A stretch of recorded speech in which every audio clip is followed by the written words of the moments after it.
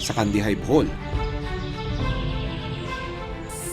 Dalawang nilalang ang magtatagpo. Parehas may tawag ng tungkulin at kilala bilang tagapagprotekta ng kagubatan. Pero isa lang daw sa kanila ang tanggap ng komunidad.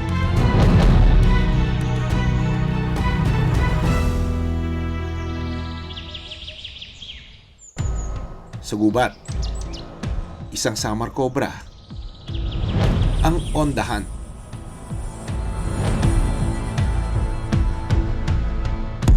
Napansin nito na may nagtatago sa ugat ng puno.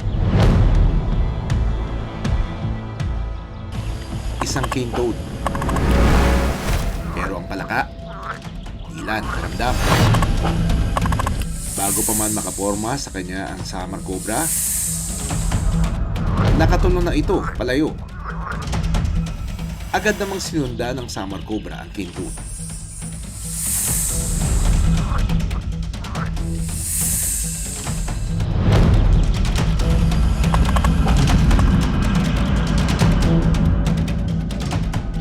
Pero wait, na-corner naman siya ng mga manok.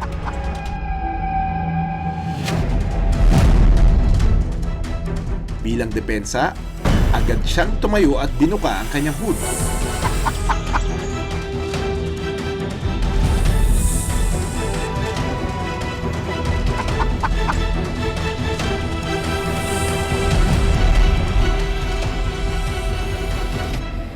Nagsisilbi itong warning para sa kanyang mga kalaban. Pero maliit ang Samar Cobra kumpara sa mga manok. Sa isang tuklaw lang nito, kaya raw patanggalin ang anumang hayop. Pero paado na lang kung ang lumapit sa kanya ay higit na mas malaki pa. Ang tao.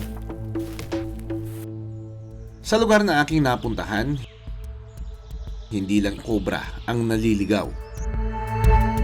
Kinatatakutan din ito ang pagdating daw ng hari ng mga ahas.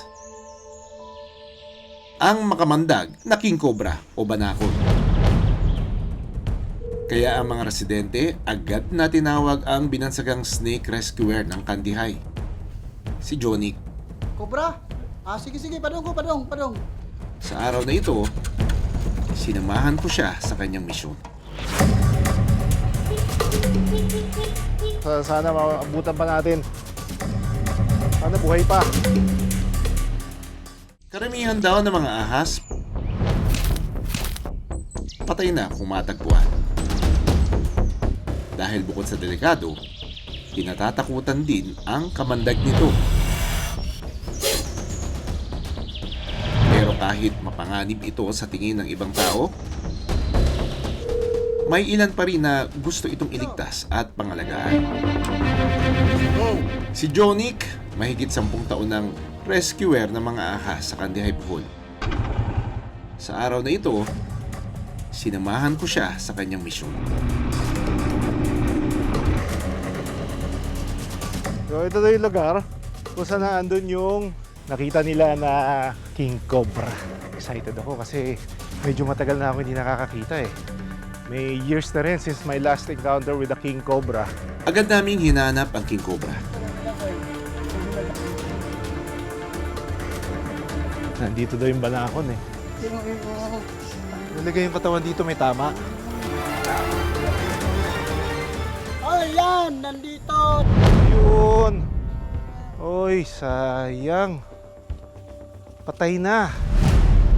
Malaki itong banakon na ito. Bata pa ito. May ilalaki pa to. Nakita raw ito malapit sa komunidad. Kita mo talaga yung tama sa ulo niya. Talagang talagang hinampas eh. Siguro mga 1 kilo ang bigat nito. It was on its way out. Pabalik sa gubat. Nakita siya eh. Kaso, wala. Napatay pa rin siya. Hindi man namin naabutang buhay ang king cobra. Ligtas namang nakuha ni Jonic ang nai-report sa kanya na Samar Cobra. Bago ito pakawalan, kailangan muna naming suriin ang kalusugan ng Samar Cobra.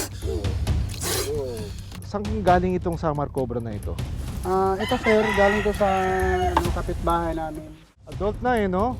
Adult size na ito eh, oh, ang ganda. At saka very feisty. Kita mo yun? Kita niyo yun, oh. Yung mga anak ko. Nagdudura. Agad kong hinugasan ang braso ko na tinamaan ng venom ng Samar Cobra. Kailangan linisin ito sa loob ng 15 minuto para matanggal ang venom sa katawan.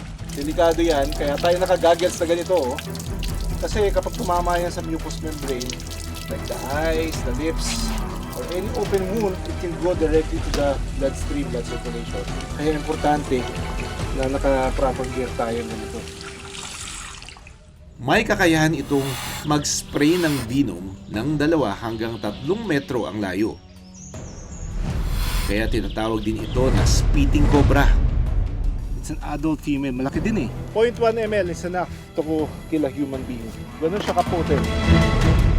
Hindi na pantay ang hood ng ahas nang makuha ito. Posibleng nahampas daw ito dati pero nakatakas lang. Ginagamit nila ang kanilang hood bilang defensive display para magmukhang malaki sila sa kanilang kalaban. Yung kanyang distinct color is very evident, bright yellow with some markings on the chest. Ang ganda nitong stakes na to, gandang-ganda ako dito. But, make no mistake, this is highly venomous. Kapag nakakuha kayo nito, do not attempt to catch it or do not attempt to pick it up on your own dahil delikado talaga. Endemic sa Visayas at Mindanao ang Samar Cobra. Samar Cobra kasi ang guardian natin siya against peste, kagaya ng daga. Bukod sa daga, target din daw ng mga Samar Cobra ang cane toad. Ang cane toad ay isang invasive species. Sa pagdami nito, kumakaunti ang bilang ng native species na palaka. Nakikipag-agawan kasi ito sa pagkain. Pero mukhang nakahanap na ito ng katapat sa tulong ng Samar Cobra. Oras na para pakawalan ang Samar Cobra. Okay, so sa pag-release kasama, syempre natin yung taga-DNA kasama na si Sir Christopher. Sa muling pagbabalik nito sa gubat, magagampanan na niya ang kanyang silbi bilang tagapangalaga ng kagubatan ng Pandihay. At katuwang niya rito, si Jonik na tagapagligtas ng mga ahas. Did you ever consider deputizing them as part of DNR para kumbaga regular na siya? Ganyan. May ganun ba? Sa ngayon, talagang nagrekomenda na kami sa DNR na talagang dapat mayroon sana unta, mayroon kaming makuha talagang marunong mawak ng mga binumusnik. Kahit hindi raw binabayaran si Jonik sa kanyang pagsagip sa mga ahas, masaya raw siyang maibalik ang mga ito sa natural nilang tirahan. Para sa akin lang siguro, sir, no, gusto ko lang siguro makatulong sa ating kapwa mga Pilipino dito. Gusto ko lang siguro silang i-rescue. Baka sila pa yung makagat. Tandaan natin, yung mga animals, we share the same environment with them. We share the same land, we share the same ecosystem sa kanila. Gusto lang din naman nilang mabuhay, pero pag na-corner sila, naapakan, nasaktan, they will retaliate, they will defend themselves. Kung maka-encounter tayo ng wildlife, lagi nating tandaan na kung hindi natin sila sasaktan, hindi rin tayo mapapahamak sa presence nila. Maraming salamat sa panonood ng Born to be Wild. Para sa iba pang kwento tungkol sa ating kalikasan, mag-subscribe na sa GMA Public Affairs YouTube channel.